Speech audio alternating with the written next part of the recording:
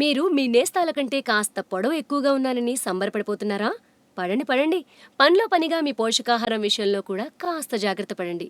లేకపోతే మీ పొడవే మీకు శాపంగా మారే ప్రమాదం ఉందని హెచ్చరిస్తున్నారు శాస్త్రవేత్తలు. పొడవనేది మన జన్యువుల మీద ఆధారపడి వచ్చే లక్షణం. అయితే ఆడవారి పొడవుకి వారి ఆరోగ్యానికి మధ్య ఏమన్నా సంబంధం ఉందేమో చూడాలనుకున్నారు వెంజీ అనే పరిశోధకురాలు. ఇందుకోసం ఆమె 1980లో ప్రభుత్వం వద్ద తమ ఆరోగ్య వివరాలు నమోదు చేయించుకున్న 68,000 మంది స్త్రీల గణాంకాలను సేకరించారు. ఇందులో భాగంగా వారి ఎత్తు, బరువు, నడుము కొలత, పొగ తాగడం లాంటి వ్యసనాలు, ఆహారపు అలవాట్లు, శారీరక శ్రమ లాంటి అనేక విషయాలను పరిశీలించారు. అప్పట్లో వారి సగటు వయసు 44 ఏళ్లు. అంటే ఇప్పటికీ వారందరూ కూడా ఇంచుమించుగా 70 ఏళ్లు దాటిన వారే అన్నమాట. 1980 నాటి వివరాలను మళ్లీ తాజా వివరాలతో పోల్చి చూశారు వెంజీ.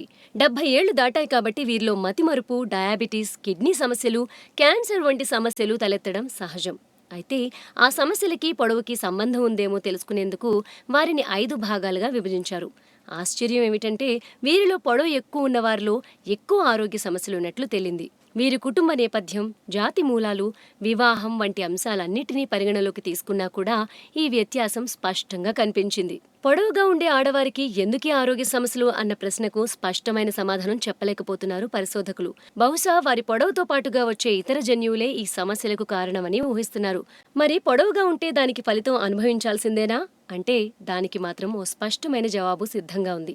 తమ ఆహారపు అలవాట్ల విషయంలో అశ్రద్ధ చేయని స్త్రీల మీద పొడవు ప్రభావం అంతగా కనిపించలేదట. అంటే పోషకాహారమే ఈ శాపానికి మందన్నమాట.